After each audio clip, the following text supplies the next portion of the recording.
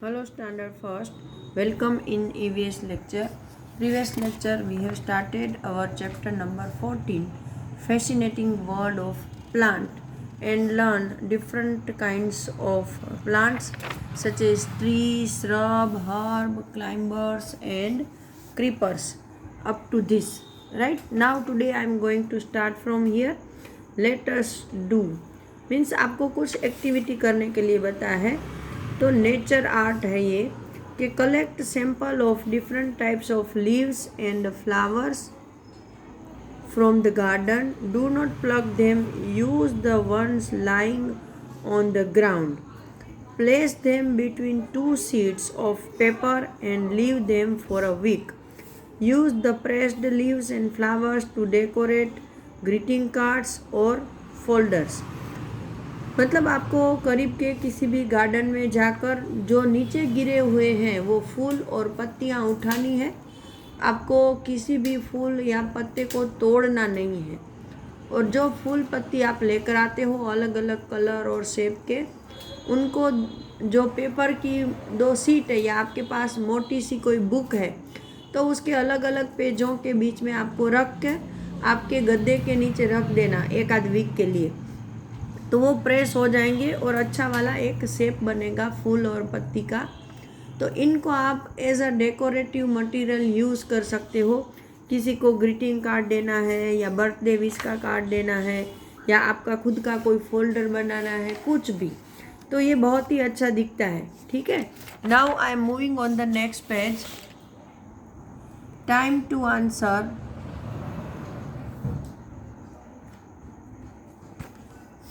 Choose the correct option. These plants cannot stand straight. ये plant है वो सीधे खड़े नहीं रह सकते हैं. तो 2 तरह के प्लांट हैं जो सीधे नहीं खड़े रह सकते हैं. एक है क्लाइंबर और दूसरा क्रीपर. तो इसमें दिया है श्रब और क्लाइंबर, तो हम क्लाइंबर को टिक करेंगे. These are shorter plants which bear flowers sometimes. कि ये छोटे प्लांट हैं जिसमें कभी कभी फूल आते हैं. तो श्रब या क्रीपर्स. तो श्रब में ज़्यादातर फूल आते हैं, क्रीपर्स में भी आते हैं, लेकिन फिर वो फूल है वो फ्रूट्स में चेंज हो जाते हैं. तो हम श्रब को राइट करेंगे. These are big and strong plants. ये बहुत ही बड़े और स्ट्रॉन्ग प्लांट है. तो वो कौन से हैं? तो के क्लाइंबर है या ट्रीज? तो वो तो डेफिनेटली ट्रीज है. Number 4, this plant creep along the ground. ये प्लांट है वो ज़मीन के ऊपर फैलते हैं. तो वो क्रीपर्स है, वो तो आप सबको पता है. Now I am moving on the next point. Uses of plant, मतलब पेड़ों के या अलग अलग जो हमने प्लांट देखे उसका क्या यूज़ है, वो हमारे लिए कैसे उपयोगी है.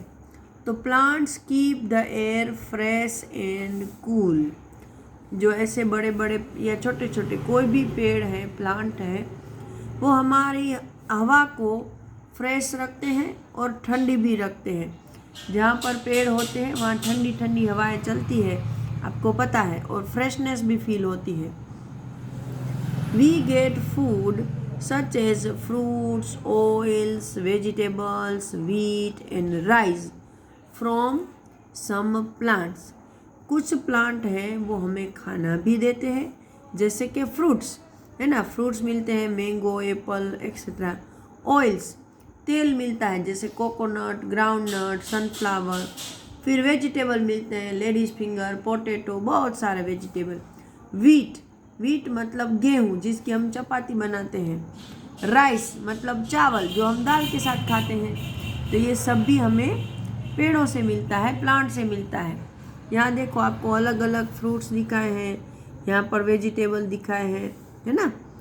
नाउ ये राइस का प्लांट है और उसमें से ऐसे राइस निकलते हैं. ये देखो, ये छोटे छोटे जो दिख रहे हैं ना कवर, उसके अंदर राइस होते हैं.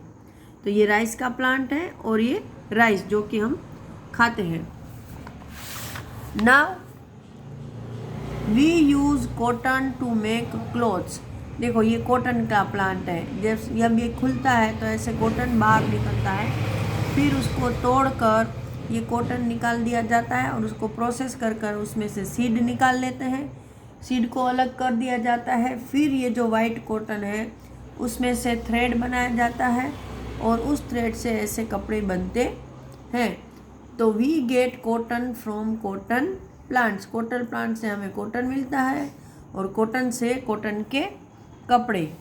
We use wood from trees such as teak and oak to make furniture. ऐसे जो ट्री होते हैं उसमें भी पर्टिकुलर ट्रीज हैं, जैसे टीक नाम का एक पेड़ होता है जो कि लकड़ी बहुत उसकी मजबूत होती है, और ओक, इन दोनों के जो स्टेम होते हैं, ट्रंक होते हैं, उससे हम फर्नीचर बनाते हैं। We also get some medicines from plant such as tulsi and neem. ये तुलसी का पौधा है।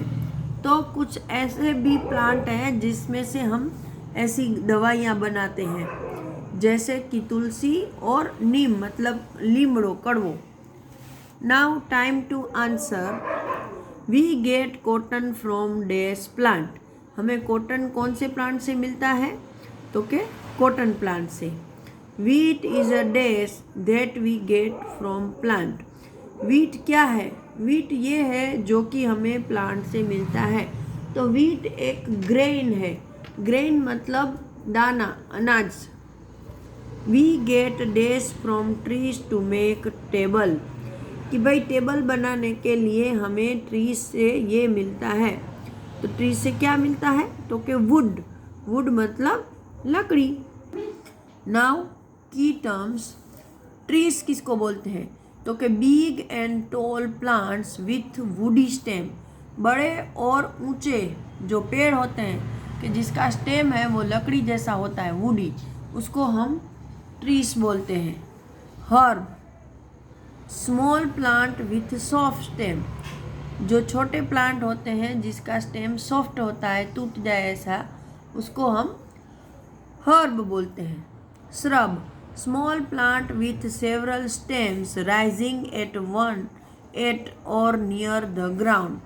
छोटे प्लांट के जिसमें बहुत सारे स्टेम होते हैं, मतलब बहुत सारी डालियाँ जो कि ग्राउंड के ऊपर या करीब से ग्रो होती है, उसको हम श्रब बोलते हैं।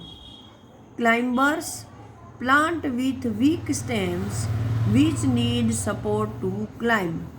ऐसे प्लांट के जिसका स्टेम बहुत वीक मतलब कमज़ोर है और जिसको ऊपर चढ़ने के लिए सपोर्ट चाहिए, सहारा चाहिए, उसको हम क्लाइंबर्स बोलते हैं।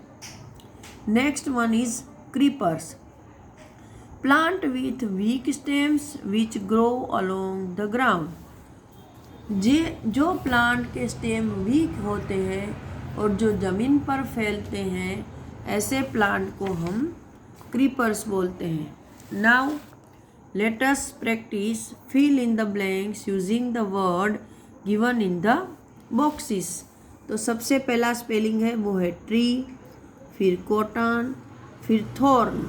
थॉर्न मतलब कांटे। कूल एंड फ्रेश मतलब ठंडा और फ्रेश। श्रब और वुड मतलब लकड़ी। चलो, plants help keep the air dash. Plant है वो हमारी एयर को कैसा रखते हैं? तो कि cool and fresh. Dash is a small plant. इसमें से स्मॉल प्लांट कौन है? तो कि श्रब।